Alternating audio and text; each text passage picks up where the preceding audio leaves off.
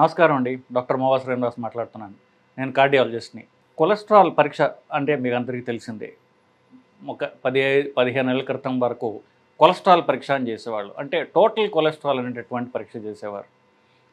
తర్వాత దీంట్లో మంచి, చెడు, ఆ చెడు కొలెస్ట్రాల్‌లో 2 రకాలు ఇట్లా మనకి చాలా వరకు సైన్స్ పెరగడంతోటి కనీసం లాస్ట్ 15 ఏళ్లుగా ఫాస్టింగ్ లిపిడ్ ప్రొఫైల్ అంటూ చేయడం అంటూ జరుగుతోంది. ఇది కూడా మీకు అందరికీ తెలిసిందే. నా వీడియోలు చూసే వాళ్ళందరికీ కూడా ఇది మనం చాలా ఎక్కువ సార్లు చెప్తూ ఉండడం జరుగుతోంది. సో ఈ ఫాస్టింగ్ లిపిడ్ ప్రొఫైల్ అంటూ చేసిన తర్వాత దాంట్లో మంచి కొలెస్ట్రాల్ అని ఉంటుంది, చెడు కొలెస్ట్రాల్ ఉంటుంది. చెడు కొలెస్ట్రాల్లో బాగా చెడ్డది, అంత చెడ్డది కాదు, ఇట్లాగ 3 సబ్ డివిజన్స్ ఉన్నాయి. మంచి కొలెస్ట్రాల్ అంటే ఏమిటి? హెచ్డిఎల్. హెచ్డిఎల్ అంటే హెచ్తో స్టార్ట్ అవుతుంది, అది హైగా ఉండాలి. సో హెచ్డిఎల్ అనేది మనకి కాపాడేటటువంటి మంచి కొలెస్ట్రాల్. మంచి కొలెస్ట్రాల్ అంటే ఏమిటి? మనకు ఏం కాపాడుతుంది? చెడు కొలెస్ట్రాల్ని ఇదే తగ్గించడం ద్వారా మనని కాపాడుతుంది. సో ఇది దేన్ని తగ్గిస్తుంది? ఎల్డిఎల్ అనేటటువంటి చెడు కొలెస్ట్రాల్ని, అలాగే ట్రైగ్లిసరైడ్స్ అనేటటువంటి ఇంకొక చెడు కొలెస్ట్రాల్ని. సో ఈ ట్రైగ్లిసరైడ్స్ నుంచి ఎల్డిఎల్ వస్తుంది. సో ట్రైగ్లిసరైడ్స్, ఎల్డిఎల్ ఈ 2 బ్యాడ్ కొలెస్ట్రాల్.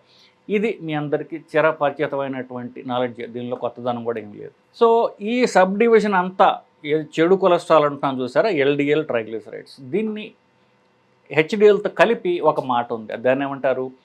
ఎథిరోజెనిక్ లిపిడ్ ప్రొఫైల్ అంటారు.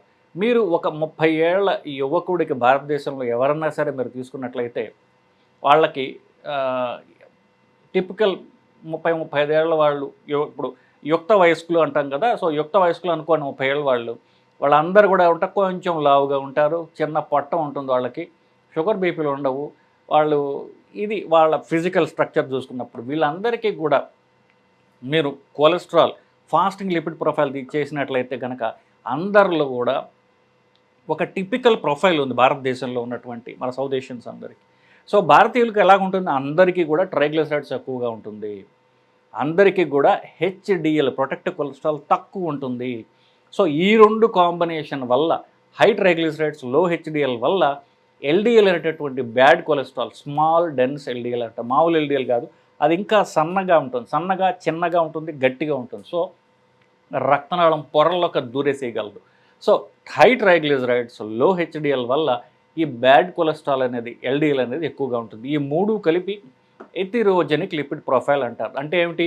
మంచి కొలెస్ట్రాల్ తక్కువ ఉంటుంది, చెడు కొలెస్ట్రాల్ ఎక్కువ ఉంటుంది. ఇది భారతదేశంలో ముఖ్యంగా హై ట్రైగ్లిసరైడ్స్, లో హెచ్డిఎల్ అనేది భారతదేశంలో సర్వసాధారణంగా అందరికీ ఉండేటటువంటి లిపిడ్ ప్రొఫైల్. ఇది ముందు ట్రైగ్లిసరైడ్స్తో మొదలైనటువంటి ఈ మెటబాలిక్ డిఫెక్ట్, అంటే మన శరీరంలో ఉన్నటువంటి ఈ ఒక రకమైనటువంటి చెడు ఏదైతే ఉందో అది ట్రైగ్లిసరైడ్స్తో మొదలవుతుంది.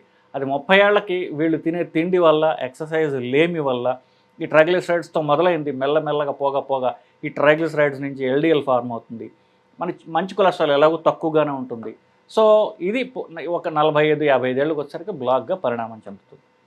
దీన్ని ఎథిరోజెనిక్ లిపిడ్ ప్రొఫైల్ అంటే, ఏ లిపిడ్ ప్రొఫైల్ నుంచి అయితే బ్లాక్స్ వస్తాయో దీన్ని ఎథిరోజెనిక్ లిపిడ్ ప్రొఫైల్ అని ఒక నామకరణం చేసి దీన్ని చూసుకోండి. ఎస్పెషల్లీ భారతదేశంలో ఎస్పెషల్లీ సౌత్ ఇండియాలో ఇది సర్వసాధారణంగా ఉండేటటువంటి ప్రాబ్లం. దీన్ని చూసుకోండి అని చెప్పేసి WHO నుంచి మన హెల్త్ అథారిటీస్ అందరూ చెప్పడం జరుగుతుంది. దీనికి ఎట్లా ట్రీట్ చేయాలనేటటువంటిది ఇప్పుడు ప్రస్తుత అంశం మనం మాట్లాడుకోబోయేది. దీన్ని ట్రీట్ చేయడానికి అఫ్కోర్స్ మందులు అలాగే ఉంటాయి ప్రతిదానికి.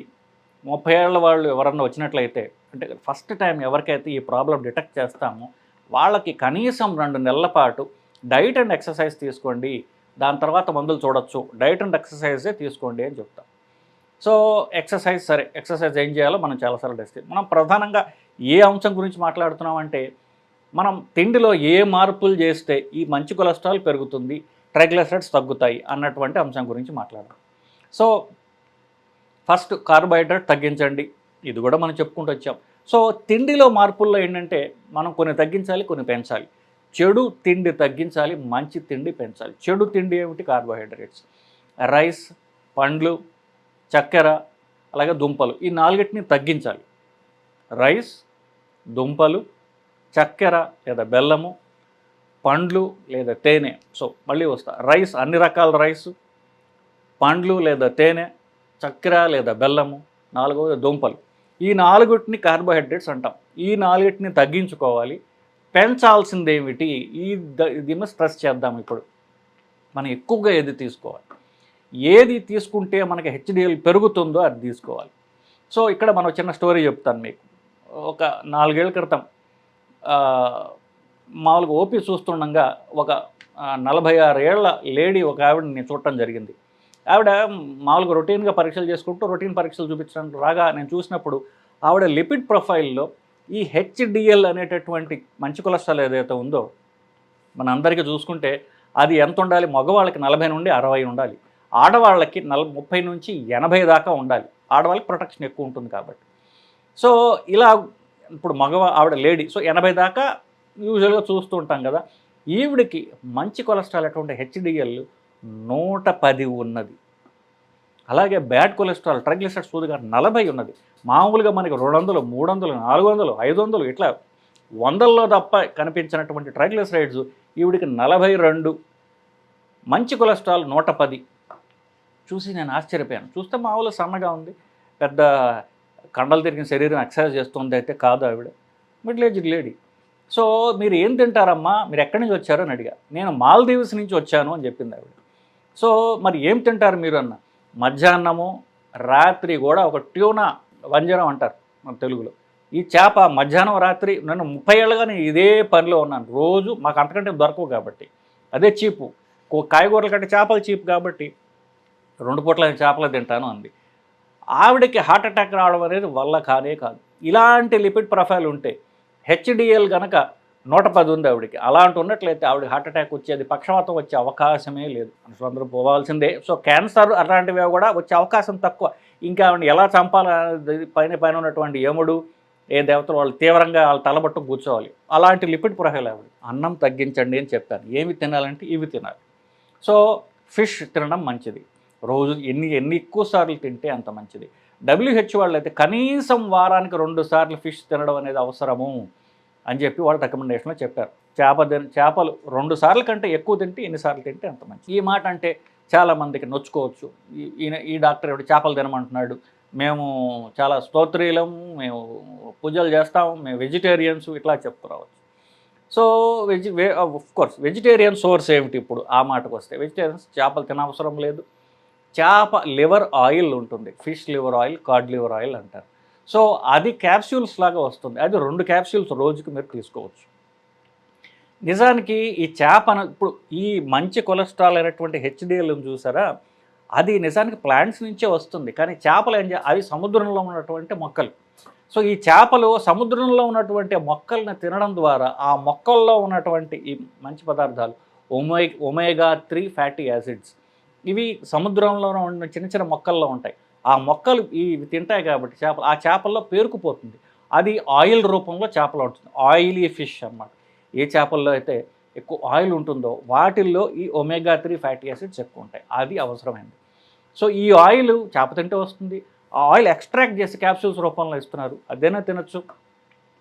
నాకు అసలు చేప కాదు కదా, చేప వాసన కాదు కదా, చేప ఆయిల్ కూడా నేను తిన్నాను అన్నట్లయితే కూడా మనకి న్యాచురల్ సోర్సెస్ ఉన్నాయి. అవేమిటి, 2 రకాల గింజలు ఉన్నాయి. ఒకటి సబ్జా గింజలు, రెండవది అవిసె గింజలు. సో ఈ అవిసె గింజల్లో అయితే వెరీ హై సోర్స్ ఆఫ్ ఈ omega 3 fatty acids. Almost like ఆ గింజల్లో ఆయిల్ ఎంత శాతం ఉంటుంది, 55% ఈ అవిసె గింజల్లో ఈ ఒమేగా 3 ఫ్యాటీ యాసిడ్స్ ఉన్నటువంటి ఆయిలే ఉంటుందని మనకి స్టడీస్ చెప్తున్నాయి. సో మీరు చేప తినగలిగితే చాలా మంచిది, లేదా కనీసం చేపలో ఉన్నటువంటి ఆయిల్ క్యాప్సూల్స్ వేసుకుంటే సరిపోతుంది. ఈ 2 కూడా మీకు తినడానికి అభ్యంతరం ఉన్నట్లయితే కనుక రోజు ఒక గుప్పెడు అవిసె గింజలు లేదా సబ్జా గింజలు, బెస్ట్ అయితే అవిసె గింజలు, ఇవి తినడం ద్వారా మంచి కొలెస్ట్రాల్ అనేది పెరుగుతుంది. చెడు మానవలసినవి ఆల్రెడీ మీకు చెప్పడం జరిగింది. సో ఫైనల్లీ టూకీగా చెప్పాలంటే మన కొలెస్ట్రాల్ కొలెస్ట్రాల్ వల్ల బ్లాక్స్ వస్తాయో అది హెటెరోజెనిక్ లిపిడ్ ప్రొఫైల్. దాంట్లో ట్రైగ్లిసరైడ్స్ ఎక్కువ, హెచ్డిఎల్ తక్కువ ఉండడం అనేది భారతదేశంలో ప్రతి వాళ్ళకి సర్వసాధారణంగా వయస్సుతో నిమిత్తం లేకుండా మనం చూస్తున్నాము. దీని వలన చెడు కొలెస్ట్రాల్ పెరుగుతుంది, స్మాల్ డెన్స్ ఎల్డిఎల్ అనేది పెరుగుతుంది. కాబట్టి ట్రైగ్లిసరైడ్స్ తగ్గించుకునే మార్గం ఏంటి, రైస్ తగ్గించడం, కార్బోహైడ్రేట్స్ తగ్గించడం. మంచి కొలెస్ట్రాల్ పెంచుకునే మార్గం ఏమిటి, చేపలు తినడం, చేప ఆయిల్ క్యాప్సూల్స్ తినడం.